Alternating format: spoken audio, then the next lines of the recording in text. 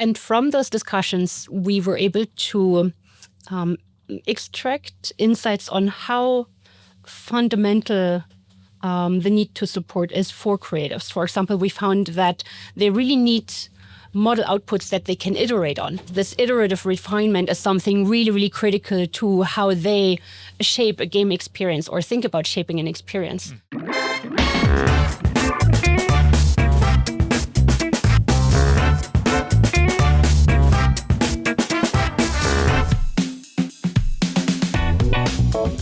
Hello and welcome to the Data Culture Podcast. I'm Carsten, founder and CEO of Bark, and my guest today is Katja Hofmann, and she is Senior Principal Research Manager at Microsoft Cambridge. This is a research department that is looking into different topics and advancements in AI, and that's what we're going to talk about. She has developed with her team a new multimodal approach to train Gen AI models. What they were using is pictures and images from games. And gaming, that's what we learn, is actually driving tech innovation for quite a long time, starting from network to GPUs and other things.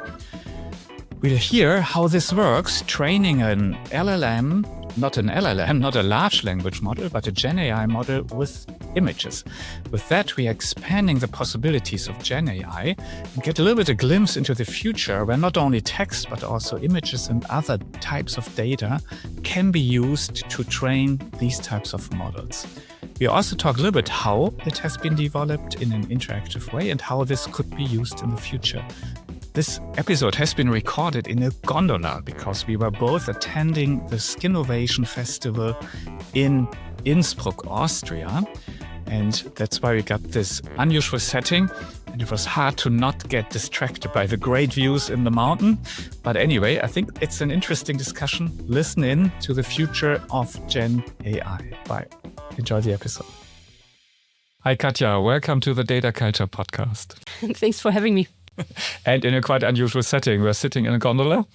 It's Ski Innovation Festival. And it's a great pleasure to have you here. Mm-hmm. Katja, you work at Microsoft Research in a specific department or area, which is gaming. And that's super interesting. Actually, it's a first. I never had a guest out of the gaming industry. Let's start first with a general question. How is gaming pushing technology, or how is it pushing boundaries? You're right. I work at Microsoft Research. I lead a team that we call ourselves Game Intelligence. Mm-hmm. And we picked this area quite consciously because we are at the intersection of AI innovation, pushing the boundaries of what's possible and what we can demonstrate. And so we've been in the space for about 10 years and started from kind of the understanding that video games provide this really rich environment for innovation. There, for example, can potentially be access to rich data about complex environments where people do things that they really enjoy.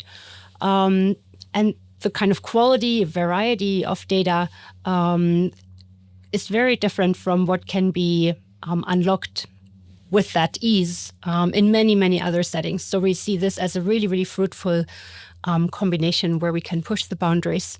And at the same time, we are in a setting where we can have that dialogue with people in the games industry and get that sanity check of what are the pain points they experience, for example, around AI uses. And we can also use that information to shape our research and direct the outcome of the research, the technology we develop, towards something that hopefully will one day influence and give back to the games industry, leading to exciting new games or maybe better tooling for creators. Mm-hmm. Interesting. And today, is it all online games? How is that working? I'm not a big gamer, as you can see. Mm-hmm. So Microsoft is one of the largest gaming companies. So Xbox, of course, many people will know, hopefully many in the audience as well.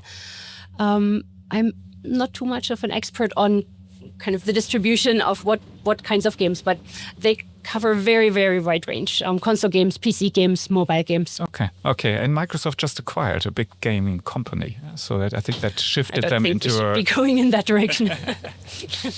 Okay. And Now I can tell you my experience with gaming. It's already more than 10 years ago, and I was quite impressed. Yeah, that you had the online data from gamers. The business model of the game was actually to sell add-ons. Yeah, so people were buying, I don't know, weapons or any type of equipment. And what I found super interesting is that they could already do real-time A/B testing and very quickly adapt to what's working, what's not, and basically maximize their revenue. So, and that in a very early stage. So that was my first experience with that. And I thought, hey, wow, there's really something going on here, and they are pushing boundaries, and they're really early. Do you have any more examples where this is happening in the gaming industry? Or what you find super interesting? Yes, from what I'm aware is that gaming and technology has been a really, really fruitful combination for many, many decades. I read a book, Masters of Doom, that I really, really enjoyed. It was fascinating because it gave some of the backstories behind how some of the early video games were developed and how technical innovation really went hand in hand with creativity and artists, to the point where they were really day-to-day working with each other. Things like multiplayer experiences or 3D graphics were really pushed to their limits by new games that were being developed. And of course, for anyone who is working in AI today and is using GPUs for training their models, we have to be so grateful to the gaming industry that helped push that technology and get it to the point where we could start running AI workloads on us. Now let's talk about your research. So you're in AI. What are you working on? The project that I'm the most proud of today is research that we just published. My team and our collaborators at Game Studio Ninja Theory developed a new generative AI model, a type of model that we call the Rules and Human Action Model. And we released the first instance of this model called Muse in February. From the research perspective, the fascinating thing there is that we showed that with a large amount of human gameplay data, we can leverage the kind of technology that is under the hood of ChatGPT, large language models. We can reuse very similar machine learning models and train them on gameplay data that has very different modalities. So we have these models observe the visuals on the screen and the control actions of human players and train them to predict what comes next. And from that recipe, what emerges is a model that can very accurately capture the complexity of a modern 3D video game. So 3D geometry, the visuals on the screen, how the game responds to controller actions, how characters interact with each other. And it's fascinating to me how accurate that kind of model becomes when trained on an appropriate amount of training data with the right training recipe and the right model architecture. Interesting. So did I get that right? The training data here is now images? Images and controller text. actions, Okay. Exactly, not text. So that's the new approach in a way. Yeah. And then an LLM is built to predict like the next word, learning out of a corpus of text. So is it right to assume that you are predicting the next picture or the next image then? That's how it works? Yeah, actually, some of the modeling choices we make are to turn the images and controller actions into something that is as similar to language as possible. So under the hood, we usually call these tokens. Tokens are numbers that represent certain things. In our case, we use machine learning model that is called an encoder-decoder to translate an image into a sequence of tokens, so into a sequence of numbers. And then we also bin the controller actions. And so what you end up with is this long sequence of tokens that we can feed into the model, and we can simply predict what's the next token in this sequence. Yeah.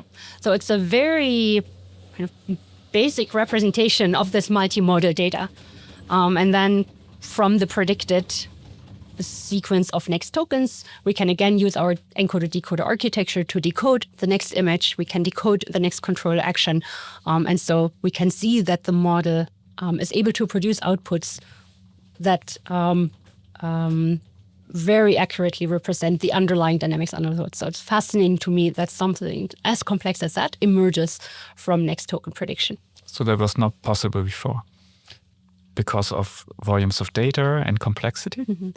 We initially thought that the amount of data is really critical to this. Mm-hmm. Now, in the months since we published the paper, we already started to push the boundary. And some of those directions of where to push came out of really valuable discussions with, for example, game developers, others, the general public, and people who had read about the research. And they asked questions. Well, if you need such a large amount of data to train those models, how useful are those? And so we started to push, can we do this with less and less data? And over the past few months, we already found that we can model an entire level of a video game with much, much smaller amounts of data, days to weeks instead of years. So once you know how to do it, I think it becomes much easier to then understand, okay, what are really the absolute basic necessities? How little data, how small a model could you get away with?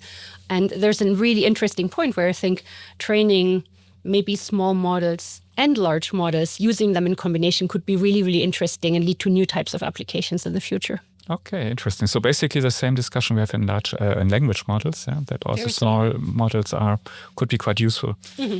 And now where is it applied? What do you do with it today?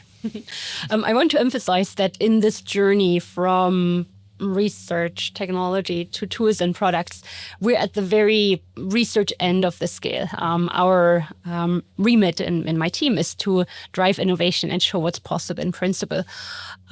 So we have thought about applications. We also worked from the very, very early stages of this research, for example, with game developers, with game creatives, to understand applications. And at the same time, now that it's published, there are more and more possible applications that come out of those discussions. Mm-hmm. So to briefly step back and focus on the scenarios that we explored early on, those were in the context of game development. So we worked with 27 game creatives, ran a user study to try and understand both the potential of generative AI to support, for example, ideation and early prototyping at the very, very early stage of game development, and to also understand the limitations or bottlenecks.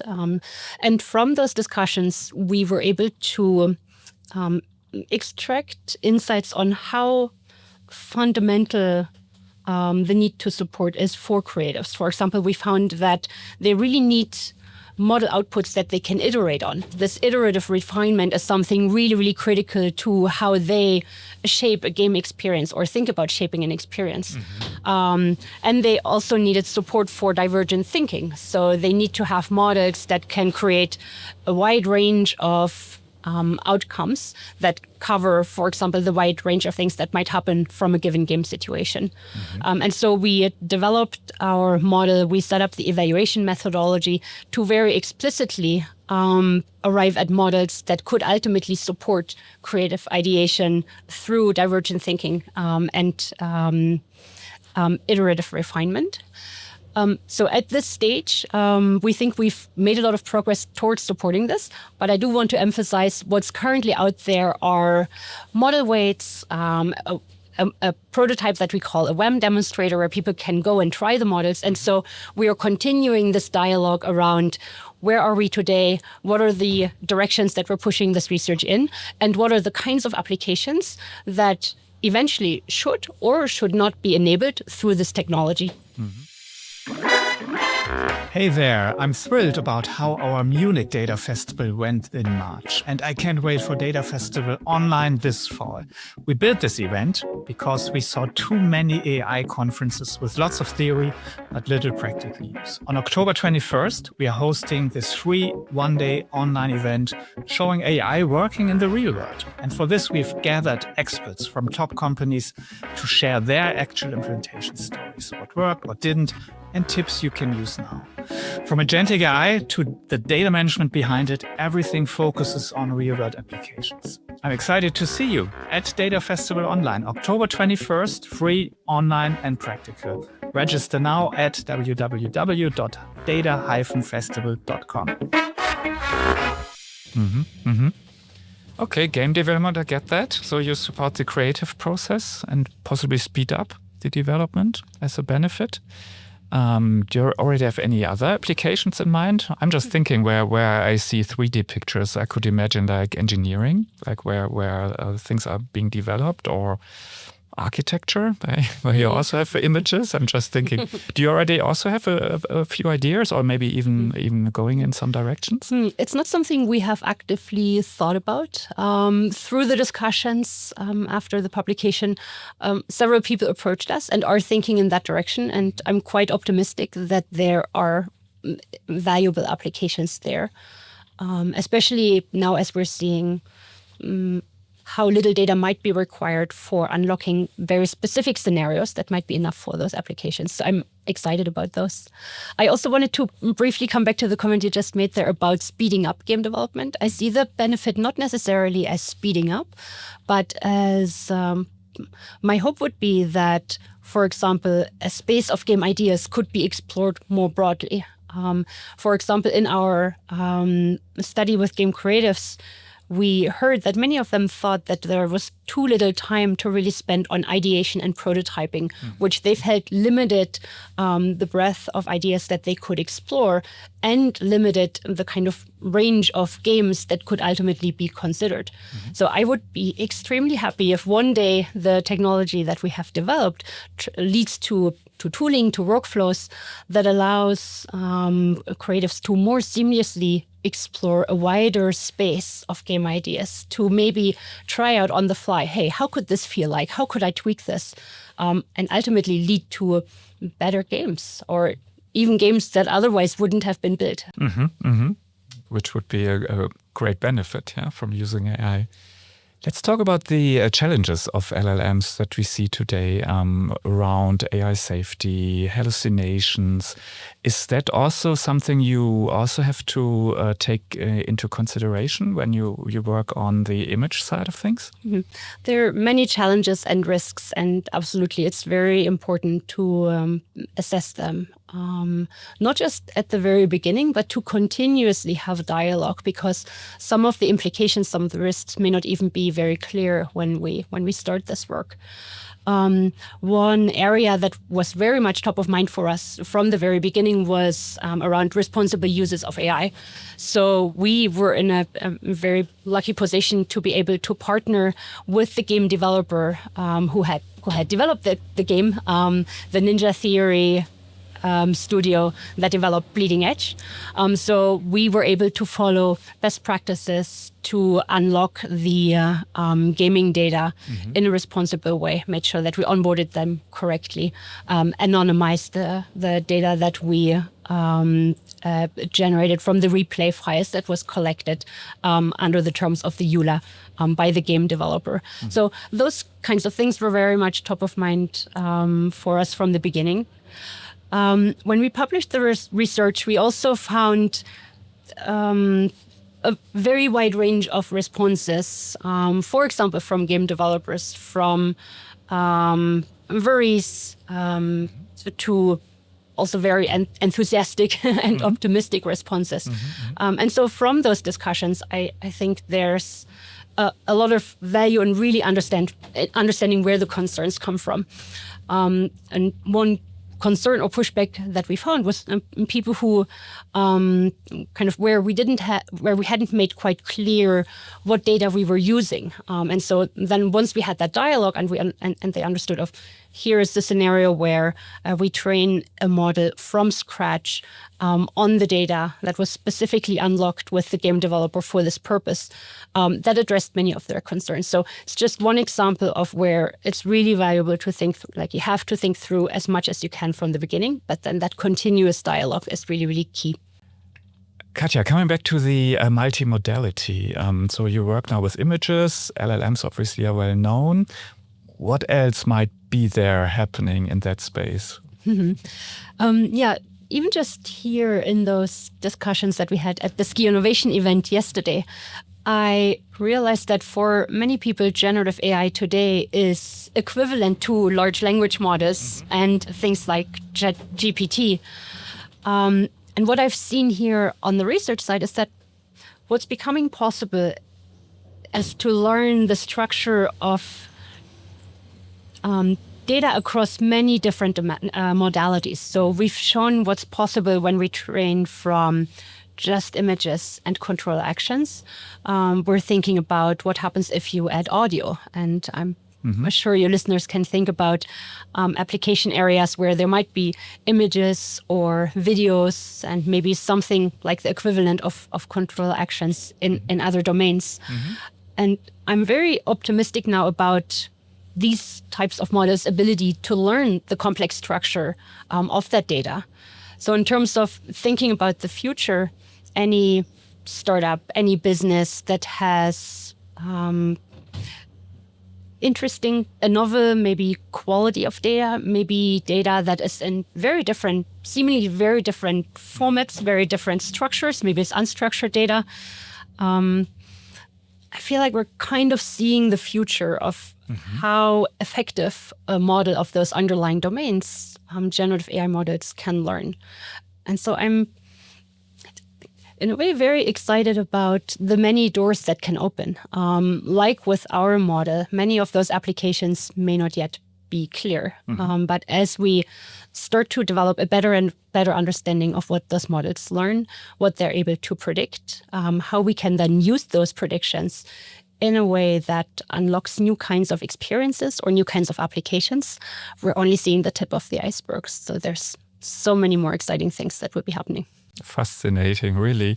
So whatever type of data we have, what you're predicting is that AI will be able in the future, also to work with that. Build models, do predictions, and support many tasks that we might not even think about yet today. Absolutely.